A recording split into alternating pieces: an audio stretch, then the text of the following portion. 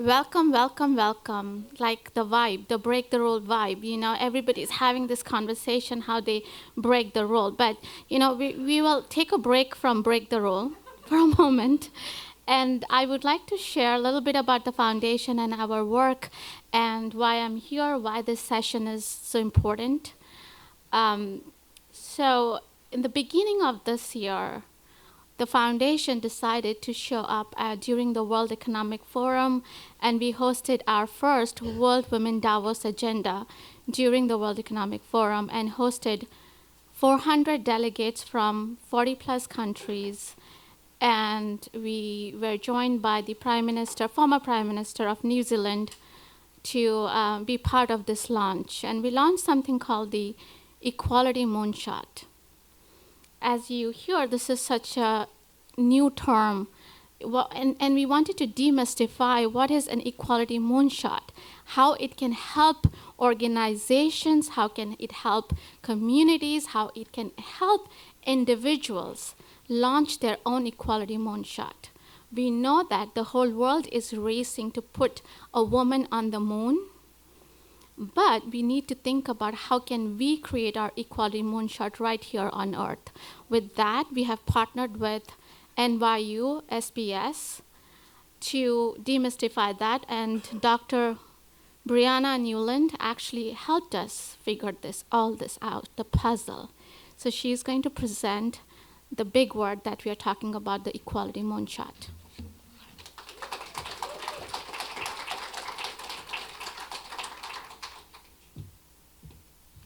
Hi, everyone. Thank you. So, yes, I'm Bree Newland, and I am actually the incoming Assistant Dean for the Division of Applied Undergraduate Studies at SPS. And so, as part of my role, we are developing that next phase of women, right? So we are trying to build strong leaders to go out in the world and help you continue on to develop your progress. When I was thinking about the Equality Moonshot and all of the things that I heard when we were in Davos, one of the things we think about, is when are we going to, obviously, if Jessica Meir, if everything goes fine with her, we'll be putting her on the moon in 2024. But the first woman was in space in 1963, and her name was Valentina Tereshkova, and she was the first woman. And what made me bring her up and think about her progress and how that has impacted us is that the women that are continually going into space right now have been doing so in suits made for men. And this is the very first, so SpaceX just designed in 2023 the very first women-specific spacesuit. And so, I mean, it's great, right? But what? They've been going since 1963, and we just now dawned on us that we might need that.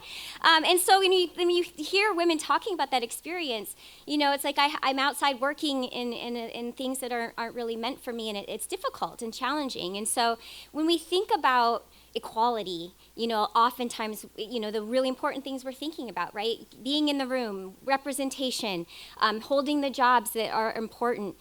Some of the things that we forget about is how innovation isn't necessarily being tied to progress either. And so we have the case of the women spacesuits, but we also have, the very first crash test dummies that are our size. And we also still don't have really strong representation in terms of medicine. And so, and women being in trials and thinking about how we cure disease from the perspective of a woman's body versus a man's body that then is just kind of shrunk down to fit our needs.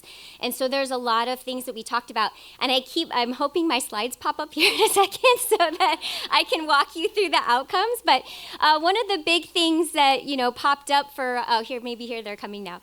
And so one of the big messages that came from the World Economic Forum's Gender Gap Report was that we are still 132 years until we reach parity. 132 years. So we can advance to the next. Here's my slide. So we can advance to the next one.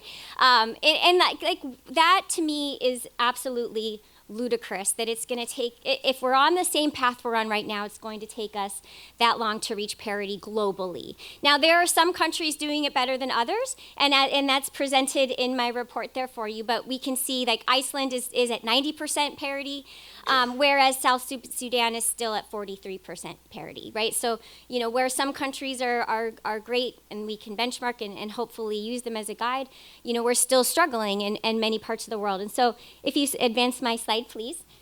One of the big topics that each of the panels talked about was, what can we do in these different areas to help us close that gap?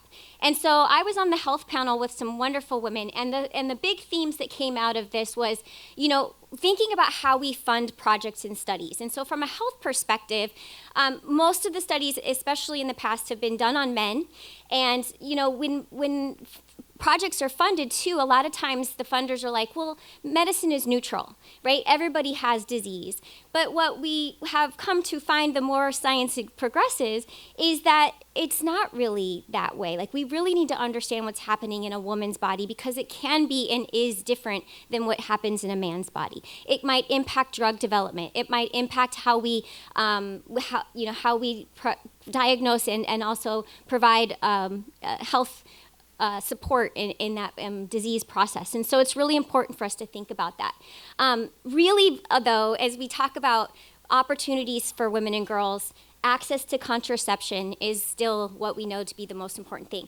Giving women the opportunity to choose when and if they want to have a family.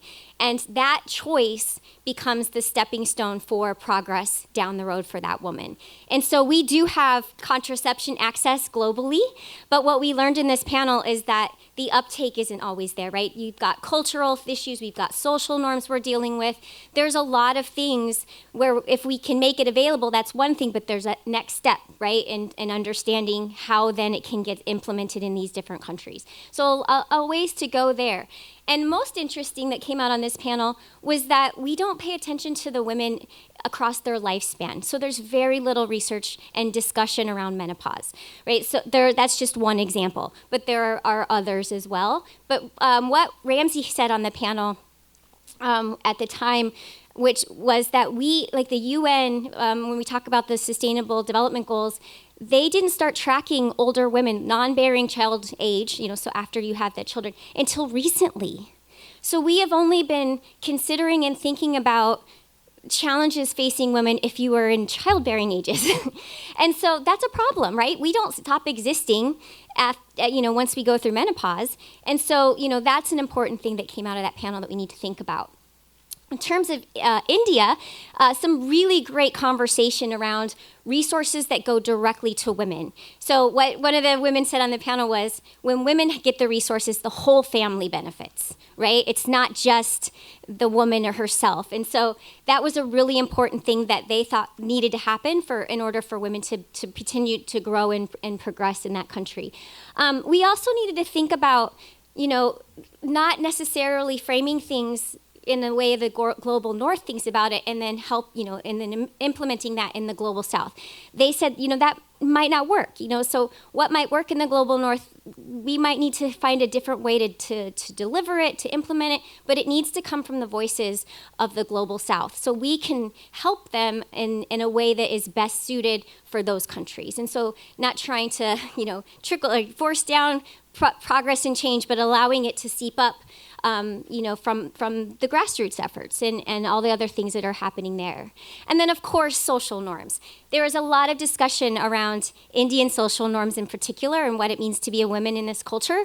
And they talked about, change can really happen from the family, right? So one example was that, if you have guests come over to your home and, be mindful about asking the daughter or the son to get the water. So she's like, oftentimes, drinks are served by the women. And so, making a mental change to have the son do it instead. Those little things can help shift those social norms and can help bring us into a next level of thinking about equality. From the Middle Eastern and Northern Africa panel, there was a lot of discussion around authoritarianism and progress. And obviously, the countries that are represented here have very different current situations, right? And so what we might talk about in one of the countries there, like Kuwait or Qatar, where we see a lot of great progress happening, that same thing can't be said in some of the other countries where they perhaps are under more authoritarian rule. And so really talking about that impact and change and how government regimes can really impact that progress. And there are great examples of where that change is happening, and we just need to be mindful of how that can perhaps be implemented across the region. Also, it was very much discussed, and I think I talked about it today on some of the panels as well, about this global perception of what it means to be a Middle Eastern woman. And, I think that the more opportunities we can shine a spotlight on those positive things that are happening. The World Cup was just in Qatar, and they were talking about being able to highlight some of these changes and highlight the women in their country and show that progress. And I think, too, like those stereotypes and misconceptions can help be diminished and mitigated a bit when we can fully understand the story and hear from people so that we can find a way to come together and empathize together. And obviously the big one that came through was the education of our generation. The next generation, that starts with us in our homes, that starts in the classrooms, but it's certainly a key point to progress and change. And so if I could have my next slide. And so there were plenty of amazing panels, and unfortunately I can't capture everything, so I urge you to read the full report. But the highlights from the European panel, talked about political power and how that can help, shifts progress or impacts progress. So obviously we had some great representation from Ukraine on the panel that day. And so they were talking about, all this shift and change that was starting to happen, because of the crisis that's happening. It's completely, you're seeing that begin to slip back. And unfortunately, the women and the marginalized are the first that bear the brunt of that change. And so, that's really important to talk about how we can use crisis to improve opportunities as we come out of it. And so that was a really nice discussion around that. Also, women, because we often go through oppression or are marginalized, we're in a very unique position to offer solutions.